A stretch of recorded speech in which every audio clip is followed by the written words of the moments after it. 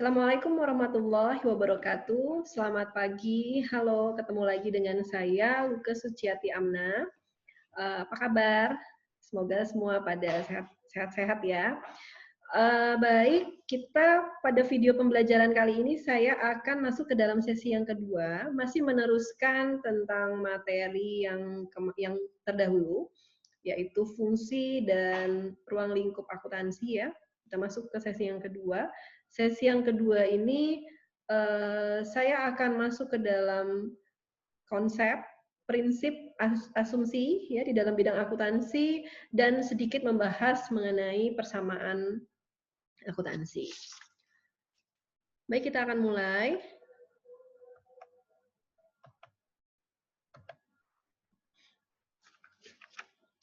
Konsep dan prinsip akuntansi.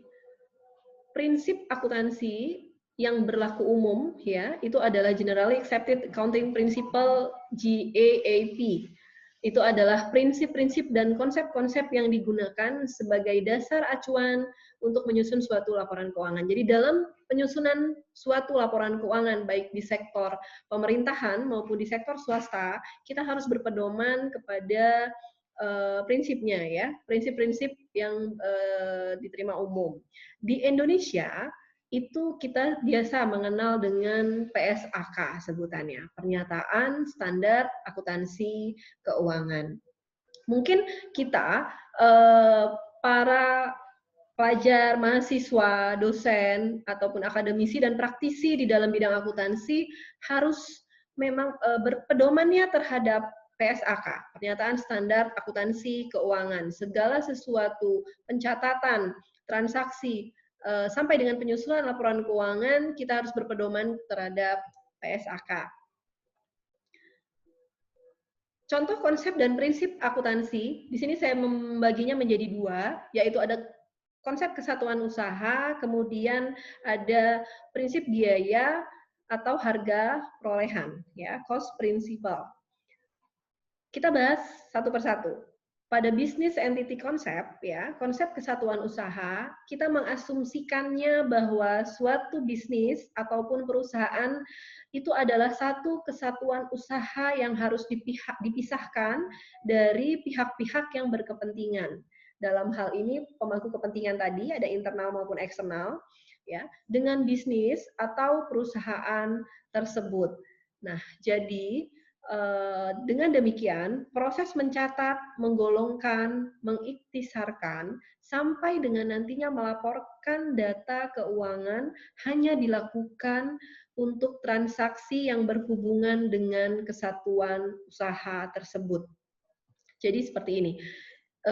Ketika kita memiliki suatu perusahaan, ya dalam hal ini kita pemilik perusahaan, kita tidak boleh menggabungkan transaksi yang antara pemilik ataupun dengan perusahaan tersebut. Jadi kita harus memisahkan, ya terpisah dari antara pemilik dengan perusahaan itu harus terpisah dengan satu sama lainnya.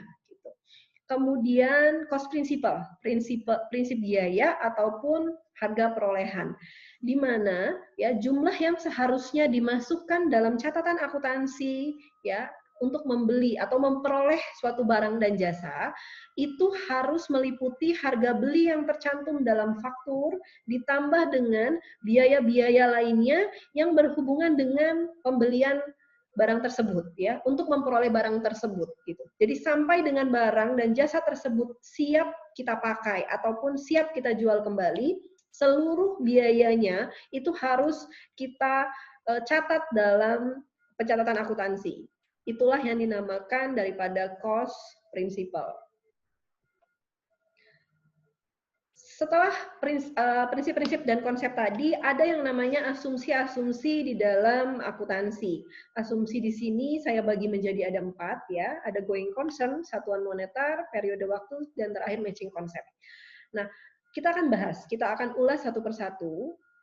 Yang pertama kita mulai dari going concern. Going concern adalah keberlangsungan usaha. Jadi perusahaan itu diasumsikan akan menjalankan perusahaannya usahanya ya, kegiatan usahanya itu secara terus-menerus. Jadi di dalam suatu pembuatan laporan akuntansi, kita harus berasumsi ya, harus beranggapan bahwa perusahaan ini tidak hanya berjalan dalam jangka waktu yang pendek, dalam jangka waktu sebentar saja. Misal hanya 6 bulan atau 1 tahun, tidak begitu. Jadi kita harus menganggap, kita harus berasumsi bahwa perusahaan ini berjalan terus-menerus dalam jangka waktu yang sangat panjang. Ya. Kemudian ada yang namanya asumsi satuan moneter. Ya, dalam hal ini mata uang ya. Seluruh informasi utama dalam laporan keuangan diukur dengan satuan ukur moneter. Kalau kita di Indonesia ya rupiah biasanya begitu. Jadi maksudnya seperti ini. Walaupun itu berupa aset tetap, ya, walaupun tidak berupa kas ya, kas ataupun bank, tetapi kita harus mengukurnya dalam satuan ukur moneter. Jadi dalam mata uang, nilai mata uang itu tersendiri. Itu adalah asumsi satuan moneter. Kemudian yang ketiga, ada namanya asumsi periode waktu akuntansi. Pencatatan akuntansi harus berdasarkan asumsi periode waktu. Jadi kegiatan perusahaan dipisahkan dalam periode-periode dan penyajian informasi yang dilakukan secara berkala. Biasanya di dalam suatu perusahaan itu membagi ada yang per triwulan, per 3 bulan, ada yang 6 bulan semester, dan terakhir ada yang 1 tahun, 12 bulan, periode waktu, namanya seperti itu. Agar kita memang dapat mengevaluasi nantinya, menganalisa sejauh mana perusahaan tersebut berkembang ataupun menurun. Nah, terakhir ada yang namanya asumsi matching konsep ya, matching cost dan revenue. Jadi penetapan beban dan pendapatan di akun pada periode yang sama dengan terjadinya pendapatan dan beban tersebut. Artinya di sini adalah ketika pendapatan dan beban tersebut muncul, kita harus mengakuinya pada saat periode kapan pendapatan dan beban itu munculnya. Ya, harus kita akui di dalam periode yang sama. Seperti itu. Di sini kita akan masuk kupas sedikit tentang persamaan akuntansi. Jadi pencatatan akuntansi, pencatatan transaksi itu dimulai dengan prinsip dasarnya. Prinsip dasar akuntansi itu kita persamaan akuntansi, gitu ya. Jadi di dalam akuntansi itu kita punya dua sisi ya, ada aset dan juga ada liabilitas dan ekuitas. Sumber daya yang dimiliki oleh perusahaan itu kita namakan aset, sumber dayanya. Ya, aktiva ya atau aktiva. Dan hak pemilik terhadap sumber daya itu adalah ekuitas, modal oleh pemilik. Dan yang terakhir, kalau hak kreditur, hak pihak ketiga ya terhadap sumber daya itu kita kategorikan dalam liabilitas namanya. Nah, bagaimana hubungan di antara ketiga sisi ini, aset, ekuitas, liabilitas, itu di dalam suatu neraca itu seperti apa?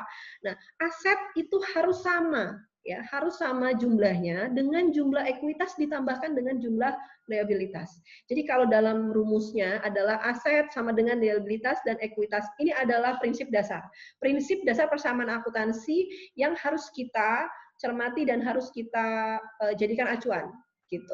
Jadi jumlah daripada aset kita ya, jumlah daripada aktiva kita harus sama dengan dari jumlah pasiva. Dalam hal ini liabilitas ditambah ekuitas ataupun modal pemilik. Nah, di sini kita masuk definisinya. Apa itu aktiva, apa itu kewajiban, dan apa itu ekuitas. Aktiva itu aset ya, atau biasa kita sebut juga dengan aset, adalah kekayaan atau sumber daya ekonomi yang dimiliki oleh suatu perusahaan yang memberi manfaat di masa yang akan datang. Jadi aktiva itu posisinya kalau dalam neraca itu ada di sebelah kiri, itu terdiri dari aktiva lancar, ya, aktiva tetap, terus kemudian aktiva lain-lain. Nah, aktiva lancar itu kita ada kas biasanya, ada kas, ada bank, ya. Kemudian aktiva tetap ada mesin, ada tanah, ya, ada gedung. Kemudian aktiva tetap berwujud itu ya, dan kemudian ada aktiva tetap tidak berwujud, kemudian ada terakhir kita aktiva lain-lain. Nah, kemudian di sisi sebelah kanan daripada neraca itu ada kewajiban, liabilitas. Nah, di mana hak atau klaim dari para kreditor atas kekayaan perusahaan. Liabilitas di sini kalau kita lihat di dalam neraca kita kategorinya sebagai hutang. Ada hutang jangka pendek dan juga hutang jangka panjang. Nah, terakhir ada yang namanya ekuitas atau modal daripada pemilik perusahaan. Ya, pendiri perusahaan, pemilik perusahaan itu modalnya kita kategorikan sebagai ekuitas. Ya, hak atau klaim para pemilik atas kekayaan perusahaan tersebut. Nah, mungkin itu yang saya bisa jelaskan pada sesi kedua kali ini dari konsep, terus kemudian asumsi sampai dengan kita bisa tahu dulu persamaan akuntansi. Sampai dengan materi berikutnya nanti akan saya jelaskan, kita sudah masuk persamaan akuntansi, kita akan mulai masuk ke dalam pencatatan transaksi-transaksinya, mulai dari jurnal sampai dengan laporan keuangan. Baik, semoga video pada sesi kedua ini dapat bermanfaat untuk kita semua. Wassalamualaikum warahmatullahi wabarakatuh. Terima kasih.